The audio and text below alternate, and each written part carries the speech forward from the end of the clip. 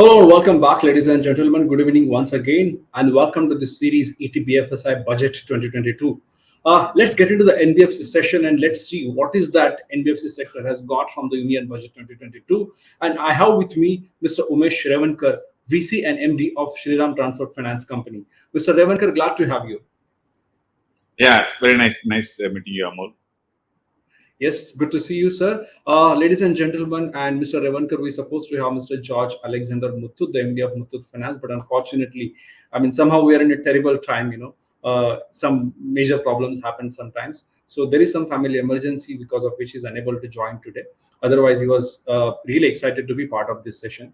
So let's hope everything is fine with him. And maybe we'll have a conversation whenever possible. But thanks. I'm glad to see you, Mr. Revankar, here. So, big booster budget. That's what everybody is talking about. Mr. Revankar, what is your first reaction? My first reaction is definitely yes. It is a really big budget in the sense because huge capex spent and focus on infrastructure and first step towards Gatshakti Yojana, which is making India as a hub for international logistics and movement of goods. That's really, I feel overall the kind of focus given on the infrastructure, ease of doing business, and also simultaneously focusing on the rural area.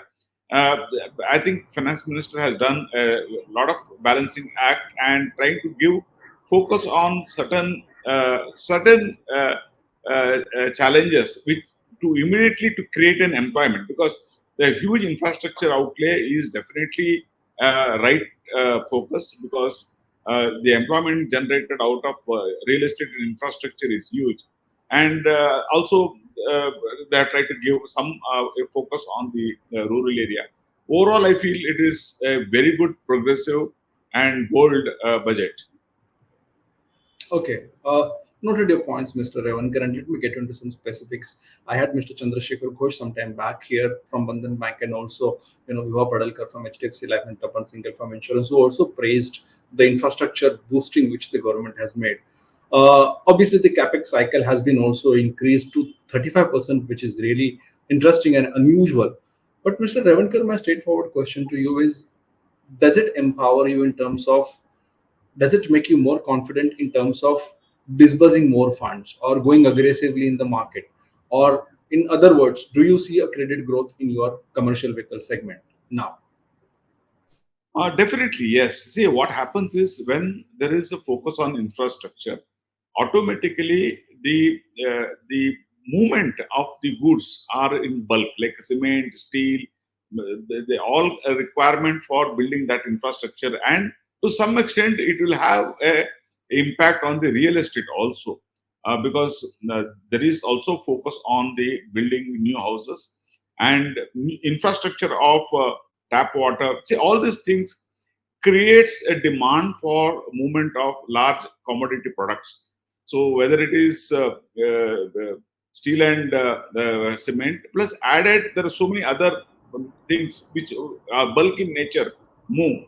So I believe the transport sector will have a big boost, especially for next 5 years till this infrastructure plan is implemented. And I feel the last 3 years, the heavy commercial vehicle have been witnessing a slowdown because of the overcapacity that has been built over the period.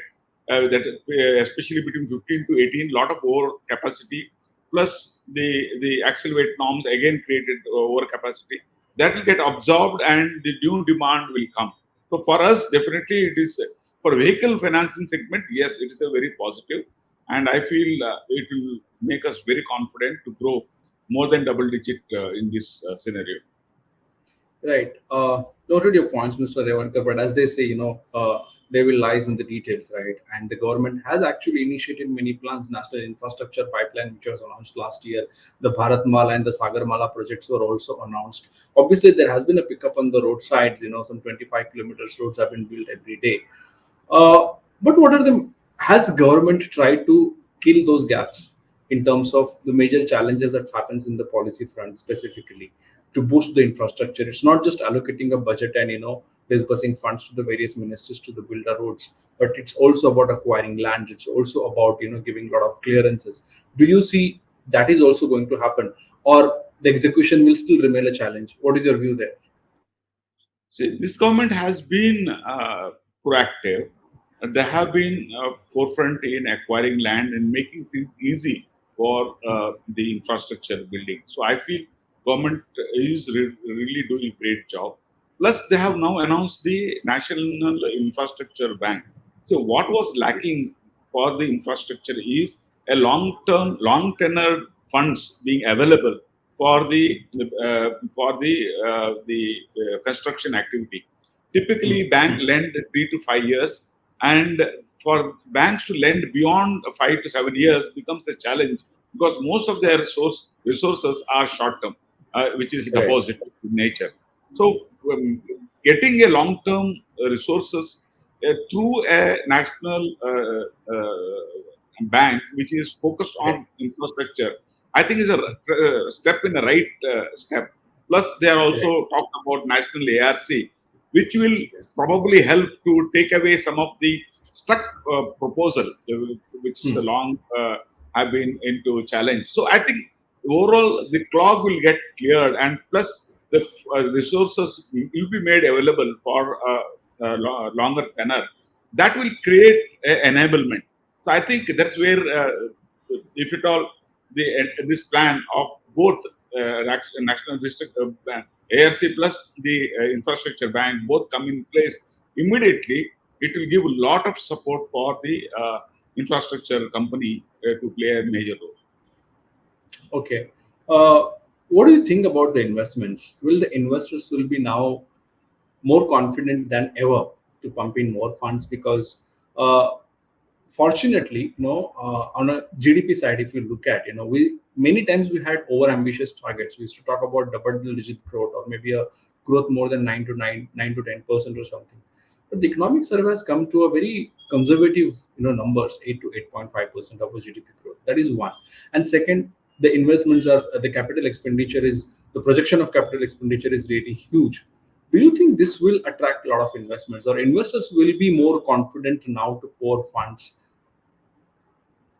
See, I feel yes, increasingly international players who have long tenor source of resources would be interested in investing into India, because we have seen a lot of large PE investors and even the pension fund coming into India for Hmm. long tenor bonds and financing, or even buying some of the incomplete projects. So I think there are a lot of steps already being witnessed. So I think the international players are very keen to come into India, and India really gives, especially, uh, I think the infrastructure investment requirement in place like China have reduced Hmm. or likely to reduce over the period.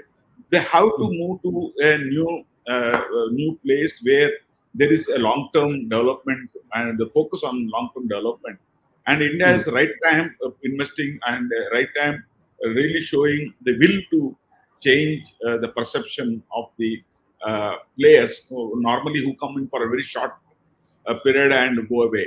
So I think the confidence internationally is improving, and we need to really work on that to get it happen, so that more players would be comfortably coming into India by giving a long-term vision and long-term plans. Right. Like you mentioned in your first comment, the whole major focus is on the whole infrastructure, not just infrastructure, but a whole ecosystem. So they want to try to connect the rivers. They want to build a lot of things in and around highways, expressways. They also are focusing on swapping battery segment, because the electric vehicles is going to be a big push. What kind of opportunities do you see for a company like you, maybe, or the company specifically operating in a commercial vehicle segment? Because a whole ecosystem, specifically in the ESG, in a renewable energy space, ESG space, sustainable finance space, and electrical vehicles is getting created. So, what kind of opportunities do you see now? See, there are so many opportunities emerging out of it. First is multimodal transportation, where the logistics they're trying to link river, railway, air, and road. by uniform movement of the containers, and that enables the multimodal transportation, and that removes the bottleneck out of the transportation, because Indian Correct. logistics is one of the most expensive compared to the international, where they say it's around 14% is the cost of the logistics in India, and whereas internationally it's 8%. So that's the 6% gap. That if you are able, that's this is a problem. If you are investing there, you are able to get result out of it, and definitely investors will benefit out of it. That's one. And second, as far as EV and other ESG funds coming into EV and battery swapping is concerned, that is Hmm. something new. See, what will happen initially is it will happen mostly in the low end vehicles, because Hmm. the battery cost is very high. And Hmm. as you use it in a heavier vehicle, the battery cost is likely to be much higher. So it will start with two-wheeler, move into three-wheeler, then four-wheeler, then six-wheeler. So it will gradually, as the battery cost comes down, then it will gradually move into other vehicles. So initially, it will be mostly in three-wheeler, four-wheeler, and two-wheeler, and that is where Hmm. the ecosystem need to be built. And that's where if you create a battery swapping standards, it becomes easy for swapping the battery and keep going on, rather than getting stuck with the battery, and you need to buy a new battery, or charge, find a way place to charge. So building a proper standards and building infrastructure for swapping is going to create going to attract the many players to come into the lower end, which is low hanging fruits. Once we cover that, once there is enough infrastructure, then it's easier to move into the heavier vehicle or bigger vehicle. So I think that is the right, government is doing the right thing. By 2025, I expect EV to play a major role in the two-wheeler, three-wheeler, and four-wheeler. And from Correct. 25 to 30, it will start moving into the heavier vehicle. And maybe by 2030, even the kind of LCVs, six-wheelers would be on electric vehicle, provided that this technology is cheaper than the other technology. Because there's always alternative Correct. technology or fuel that is going to come and compete. Because today CNG is cheaper than diesel. So by providing more CNG pumps, you are going to move people from the traditional diesel to CNG first, then from CNG to maybe EV, or Hmm. maybe some other technology will come. So I think people will definitely move towards the best source, which will help them, which will help profit margins in their business. Definitely, people would prefer to go into CNG now, then maybe EV after some time. Hmm. Okay, valuable thoughts there, sir. You're not directly related to hospitality sector, but considering transport is a closest sector to hospitality, we can say, aligned in many ways. The government has actually considered and reacted on the hospitality segment's initiatives and the kind of challenges which the sector is facing, and they have extended ECLGS scheme and provided a great support over there. How do you see that is panning out specifically for hospitality sector? I think hospitality sector, there are some blessing in disguise. Like many of the people who would have gone abroad today are trying to move within the India. So tourism is improving. See, if you take tourism within the industry, that's one thing, and then you come into the health sector. See, both are not related, but if you say, if you really put your infrastructure to this, both the health infrastructure in India can attract a lot of international the patients to come into India and get treated, and the tourist destination in India, if the infrastructure is properly built, then probably we can even think of having. Why go to Switzerland? Why go to Thailand when we can build it in India? Hmm. So I feel that there are northeastern states which are most beautiful. You have a lot of hill stations in northern belt which are very beautiful. Right.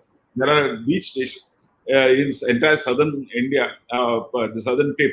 We have such a big coastal line starting from Gujarat to maybe Calcutta. So not being fully utilized. I think building enough infrastructure, the infrastructure will give boost to the tourism and hospitality industry in general, and definitely health infra is going to really bring a lot of international.